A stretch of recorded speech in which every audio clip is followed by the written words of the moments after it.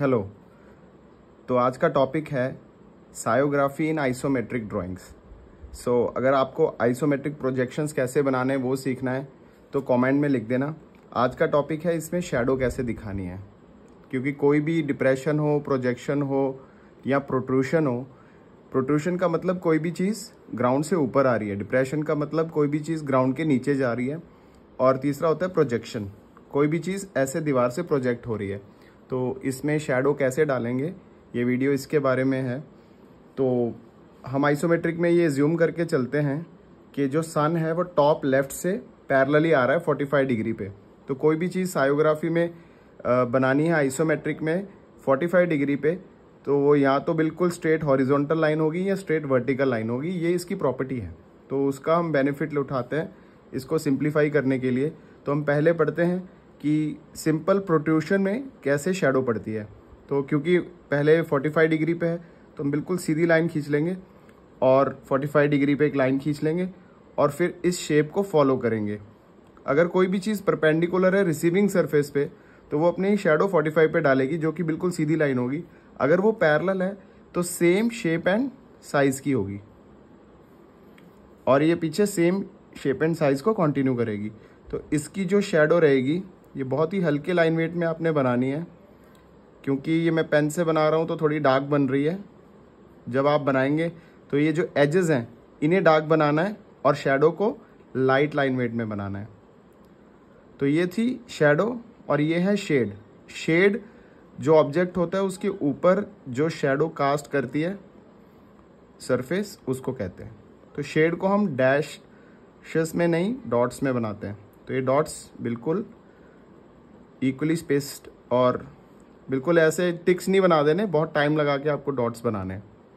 तो दूसरा scenario depression. Depression को बनाने के लिए हमें कुछ ऐसे एजेस बनाने पड़ेंगे जो विजिबल नहीं है, जैसे ये वाला एज विजिबल नहीं है। तो ये वाला एज पहले असर्टन करेंगे, फिर इसको सेम 45 डिग्री पे लेके आएंगे और फिर सेम शेप एंड साइज को फॉलो करेंगे और जो यहाँ जाके टच होगा यहाँ से डायरेक्टली इसको कनेक्ट कर देंगे। तो ये इसकी शैडो हो जाएगी। तो ये अगेन इसका शेड है, क्योंकि ये वाला जो सरफेस है वो कॉज कर रहा है शैडो को। सो शेड कॉजेस शैडो। देखने में हालांकि रियल लाइफ में दोनों एक जैसे ही लगेंगे, बट हम ड्राइंग में थोड़ा डिफ्रेंशिएट करते हैं ताकि हमें खुद को क्लैरिटी हो। तो तीसरा सिनेरियो, एक प्रोट्रूशन जो है वो डिप्रेशन में कैसे अपनी शैडो कास्ट करता है। इस केस में हम पहले सिंपल ही बनाएंगे और यहाँ से 45 डिग्री पे लाइंस खींचेंगे और पीछे की प्रोजेक्शन भी बनाएंगे। बस आपको इन 3 लाइंस को और इन 3 लाइंस को आपस में कोलैबोरेट करना है। यहाँ से वर्टिकली ये तीनों लाइन नीचे आ जाएंगी और ये तीनों लाइन आगे एक्सटेंड करके जो जहाँ जिस लाइन के साथ कोलैबोरेट हो रही है, जैसे इस पॉइंट को इस पॉइंट के साथ, इस पॉइंट को इस पॉइंट के साथ और इस पॉइंट को इस पॉइंट के साथ।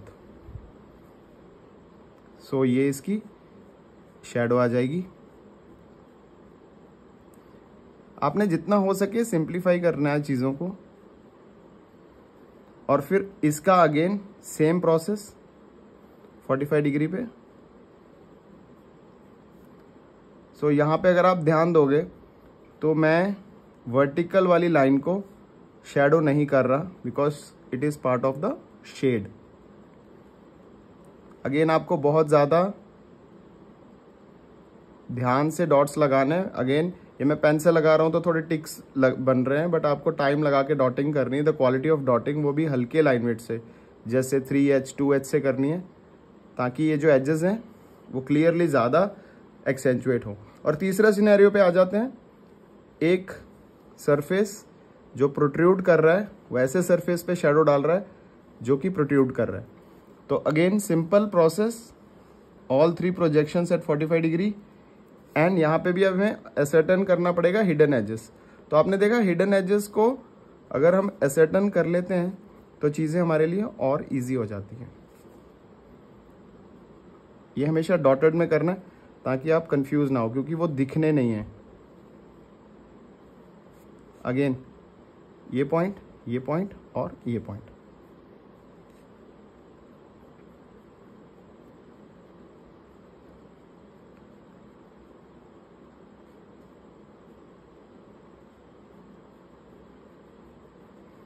यहाँ पे फिर अगेन ये वाला सारा सरफेस शेड में है। मैं जल्दी जल्दी कर रहा हूँ, बस आपको कॉर्नर्स पे ज़्यादा डॉट्स लगाने हैं, बीच में भी डॉट्स लगाने हैं, लेकिन ज़्यादा कंसंट्रेशन ऑफ डॉट्स आपके कॉर्नर्स पे करोगे तो और रियलिस्टिक लगेगा। चलिए, और इसमें एक लास्ट थोड़ा सा रह गया, ये प्रोट्रूशन भी अपना शेडो कास्ट करेगी, तो इसको तो हम पहले ही डिस्कस कर चुके हैं, तो ये भी आप बना लेना। तो इसके बाद वाला हमारा सिनेरियो है कि एक प्रोट्रूशन जो है एक स्लांटेड सरफेस पे अपनी शैडो कास्ट कर रहा है। ये बहुत ही बेसिक आपको पढ़ा रहे हैं। अगर आपको कोई भी सोफिस्टिकेशन चाहिए तो आप वो पिक्चर कमेंट्स में डाल देना, तो उसका वीडियो कमेंट्स में ही आंसर कर दूंगा।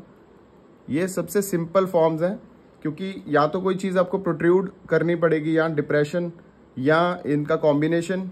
अब स्लांट्स को देख लेते हैं, सेम प्रोसेस है, आपको हिडन एजेस को बनाना है और इसमें कुछ नहीं है, जो जिस एंगल पे आपका स्लांट है उसी एंगल पे इसको प्रोट्रूड कर देना है प्रोजेक्शंस को। ठीक है, किसी भी एंगल पे हो, जो भी एंगल होगा सेम एंगल आपने कर लेना है। फिर प्रोसेस बिल्कुल सेम है, फिर प्रोजेक्शंस लेनी है। तो यहां से यहां तक, यहां से यहां तक, तो आपने देखा कितना इजी है। बस हमें कॉन्सेप्ट्स क्लियर हो, हम कोई भी शेप की शैडो दिखा सकते हैं और कोई भी फिगर, अगर आप एक आर्किटेक्ट हो, इंटीरियर डिजाइनर हो या कोई भी फील्ड से हो, अगर आप 3D कोई भी ऑब्जेक्ट बना रहे हो विद सायोग्राफी बनाओ, क्योंकि कोई भी चीज़ अगर आप बनाओगे तो शैडो से वो और रियलिस्टिक लगेगी और आपको भी हेल्प मिलेगी उस स्टडी को बेटर पढ़ने में। अब ये एक नॉन आइसोमेट्रिक लाइन है, तो इसकी हम शैडो नहीं बना सकते, किसी भी नॉन आइसोमेट्रिक लाइन को हम मेजर भी नहीं कर सकते। तो हमेशा जब भी ऐसा सिनेरियो आए, तो जो आपकी आइसोमेट्रिक लाइन है, नॉन आइसोमेट्रिक लाइन वो होती है जो एक्स वाई जेड तीनों एक्सिस के या तो परपेंडिकुलर या तो पैरेलल नहीं है, किसी भी एक एक्सिस के, तो वो नॉन आइसोमेट्रिक लाइन है। तो इसको हम नहीं बना सकते। तो जो आइसोमेट्रिक लाइन है हम पहले उसे असर्टन करेंगे और फिर डायरेक्टली इसे इसके साथ मैच कर देंगे। फिर ये जो भी है सेम एंगल पे आएगा, क्योंकि ये सेम रिसीविंग सरफेस पैरेलल है इसके। उसके बाद अगेन हिडन एजेस को आप असर्टन करेंगे और डायरेक्टली इसे मैच कर देंगे, तो ये इसकी शैडो आ जाएगी। इजी है ना?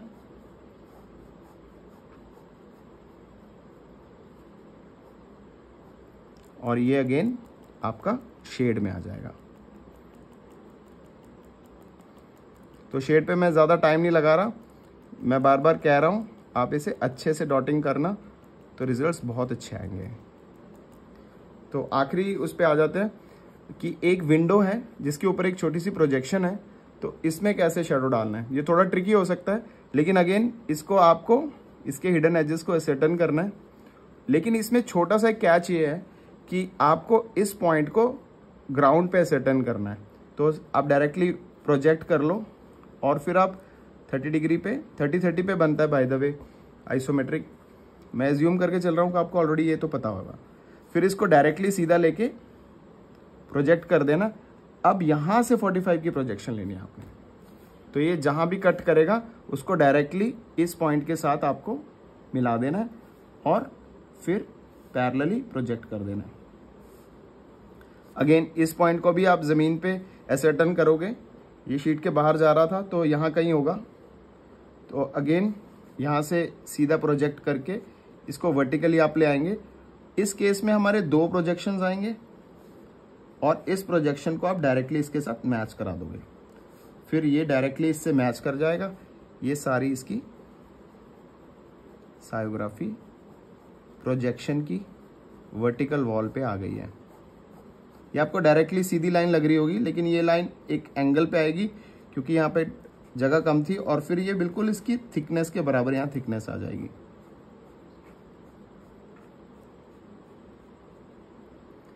अब एक छोटा सा कैच है कि जैसे बीच में जो ये सरफेस है ये थोड़ा डिप्रेस में है, तो इसकी जो शैडो कास्ट होगी वो इससे थोड़ी सी ज़्यादा होगी। वो कितनी ज़्यादा होगी, आपको इस सरफेस को नीचे ले जाना है और जितना आप नीचे लेके जाओगे एग्जैक्टली उतना ही नीचे। यहाँ से 45 की लाइन भी आप लगा सकते हो, सेम रिजल्ट्स आएंगे।